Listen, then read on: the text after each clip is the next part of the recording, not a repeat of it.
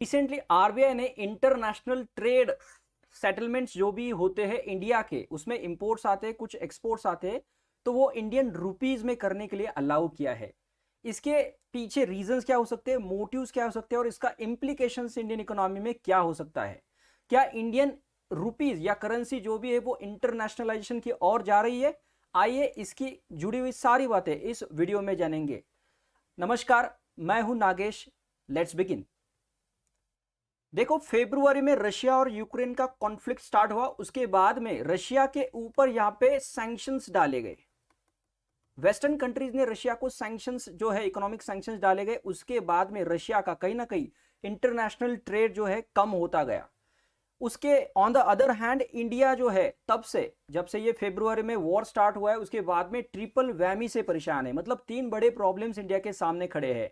पहला, जो oil prices है उसकी जो प्राइसेस है राइजिंग हो रही है। दूसरा, जो आउटफ्लो ऑफ कैपिटल का प्रॉब्लम है, मतलब कुछ महीनों में कंटिन्यूसली ये फॉरेन, जिसको हम फॉरेन पोर्टफोलियो इन्वेस्टमेंट कहते हैं, कंटिन्यूसली ये बाहर जा रहा है।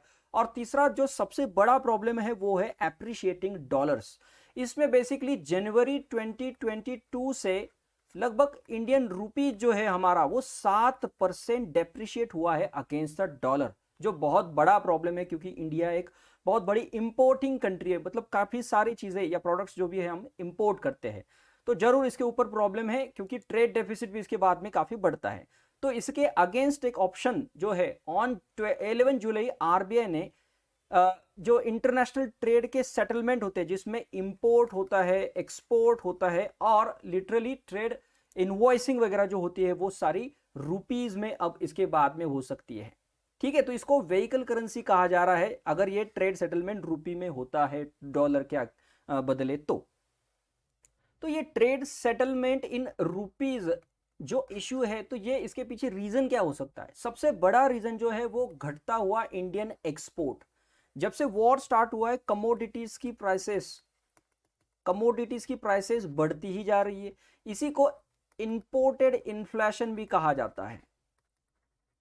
इंपोर्टेड इन्फ्लेशन में रॉ मटेरियल्स बेसिकली हम क्या करते हैं, बहुत ही महंगी प्राइसेस में इंपोर्ट करते हैं। उसकी वजह से इंडिया में भी जो चीजें मैन्युफैक्चर होती है उनकी प्राइसेस भी काफी बढ़ जाती है। तो ये इंपोर्ट इन्फ्लेशन का प्रॉब्लम भी है। दूसरा प्रॉब्लम ट्रेड डेफिसिट का भी हो रहा है, ये काफी ज्यादा बढ़ रहा है जीडीपी के परसेंटेज में ट्रेड डेफिसिट। और इसी के on the other hand Russia जो है, जितने कंट्रीज के साथ में आज तक ट्रेड करता आ रहा था, लेकिन आज सिचुएशन ऐसी है कि इकोनॉमिक सैंक्शंस की वजह से वो उन कंट्रीज के साथ में ट्रेड नहीं कर सकता। तो ये बेसिकली इंडियन एक्सपोर्ट्स को बूस्ट करने के लिए एक बहुत बड़ा कदम उठाया गया है। तीसरा, इसमें एक कंट्री है श्रीलंका। श्रीलंका जो है, हमने सबने देखा है कि फॉरेक्स स्टार है, मतलब श्रीलंका के पास में बेसिकली फॉरेन एक्सचेंज रिजर्व्स बिल्कुल बाकी नहीं है ज्यादा। तो उसको कहीं ना कहीं हेल्प करने के लिए भी रुपी में ट्रेड जो है इंडिया करना चाहता है, क्योंकि मतलब श्रीलंका क्या करेगा, जो भी चीजें उसको एसेंशियल लगती है वो इंडिया से इंपोर्ट कर सकता है इन रुपी। अभी अभी एक न्यूज निकल के आ रही है कि कई सारी इसमें करस्पॉन्डेंट बैंक्स भी इंटरेस्टेड है, जिसमें बेसिकली आप सबको पता होगा कि वॉस्ट्रो अकाउंट्स खोलने पड़ेंगे। वॉस्ट्रो अकाउंट्स क्या होते हैं? बेसिकली अगर मैं एसबीआई का नाम लेता हूं जो हमारी इंडियन बैंक है, तो कोई फॉरेन बैंक जो बेसिकली रशिया से अगर बिलोंग करती है, तो ये foreign bank Indian SBI bank में अपना एक अकाउंट खोलेगी। उसी को हम क्या कहते हैं, वॉस्ट्रो अकाउंट। अब उस अकाउंट से ही पूरा ट्रांजैक्शन चलेगा। अब जो भी सरप्लस मनी उस अकाउंट में बचता है, तो क्या कर सकते हैं, यहाँ पे इंडियन गवर्नमेंट ने इंडियन कैपिटल मार्केट्स में भी वो इन्वेस्टमेंट करने के लिए अलाउ किया है। तो काफी बहुत बड़ा स्टेप ये लिया है यहाँ पे। ऐसा कहा जा रहा है कि ये इंटरनेशनलाइजेशन ऑफ रूपी की और एक पहला कदम हम कहते हैं।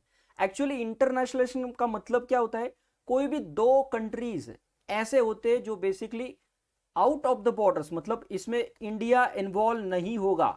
अगर दूसरे कंट्रीज इन्वॉल्व है, मान लो एक है श्रीलंका और दूसरी है सिंगापुर, इन दो कंट्रीज के बीच में अगर ट्रांजैक्शन चलते हैं और ये अगर इंडियन रुपीज में होता है जिसमें इंडिया इन्वॉल्व नहीं है, तब उस करेंसी को इंटरनेशनल करेंसी कहा जाता है या इंटरनेशनलाइजेशन ऑफ दैट करेंसी कहा जाता है।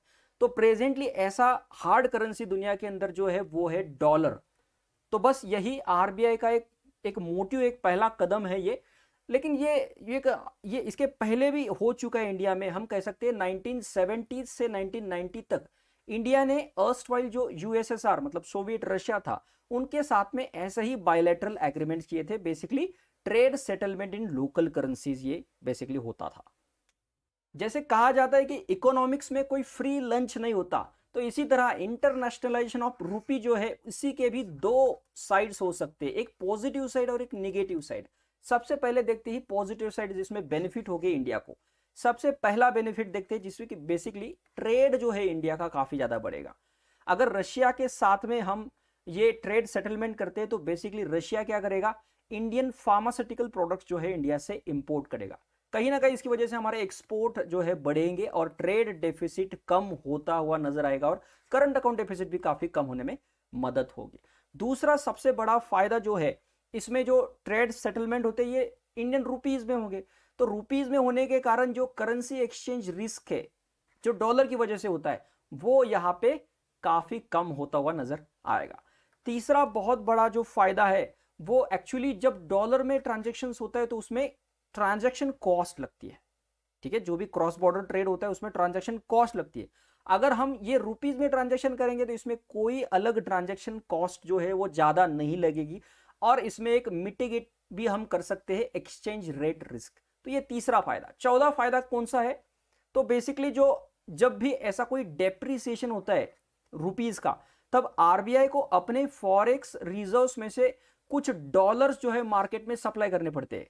तो इसकी वजह से जो फॉरेन एक्सचेंज रिजर्व है ये कंटिन्यूसली जो है घटते जा रहे हैं, तो इसको भी हम कहीं ना कहीं रोक लगा सकते हैं। अब इसमें कुछ निगेटिव्स भी है, कुछ कॉस्ट भी इन्वॉल्व है। ठीक है, पहली कॉस्ट ये है कि जो भी मॉनेटरी पॉलिसी होती है, मॉनेटरी पॉलिसी सबको पता है जब इन्फ्लेशन को कंट्रोल करना पड़ता है और ग्रोथ को भी यहाँ पे अगर मॉनिटर करना पड़ता है तो आरबीआई ये कर सकती है अंडर मॉनेटरी पॉलिसी। तो मॉनेटरी पॉलिसी बेसिकली हमारी डोमेस्टिक कंट्री के इंडिया के अंदर इंप्लीमेंट होती है। अगर हम रुपीज में ट्रांजैक्शन करेंगे तो कहीं ना कहीं हमारी करेंसी जो है वो बाहर के ओवरसीज इन्वेस्टर जिनको कहा जाता है, ओवरसीज इन्वेस्टर के पास में भी काफी बड़े पैमाने में हमारी अमाउंट रहेगी, इंडियन करेंसी रहेगी। तो कहीं ना कहीं मॉनेटरी पॉलिसी इंप्लीमेंट करने में क्या होगा, लिमिटेशंस हो सकते हैं। दूसरा यहाँ पे लॉस जो है वो बेसिकली जो 1991 से पहले हम एक्सचेंज रेट रिजाइम में थे वो कौन सा था, मैनेज, मतलब बेसिकली सेंट्रल बैंक क्या करती थी इंडिया में, एक्सचेंज रेट फिक्स करती थी। तो कहीं ना कहीं इसमें भी फिक्स एक्सचेंज रेट हो सकता है। भले इसमें आरबीआई ने वैसे बताया कि ये मार्केट एक्सचेंज रेट के हिसाब से रहेगा, लेकिन कहीं ना कहीं इसमें भी आरबीआई को जरूर इंटरवेंशन करना पड़ेगा। तीसरा ये है कि अगर हमारी भी इंडियन करेंसी बाहर के इन्वेस्टर्स के पास में बहुत बड़े अमाउंट पे रहती है तो वाइडर फ्लक्चुएशंस हो सकते हैं, स्पेकुलेशंस एंड फ्लक्चुएशंस का भी डर लगा रहता है। तो कहीं ना कहीं मॉनेटरी पॉलिसी इंप्लीमेंटेशन पे सबसे बड़ा रेस्ट्रिक्शन ये लगा सकता है।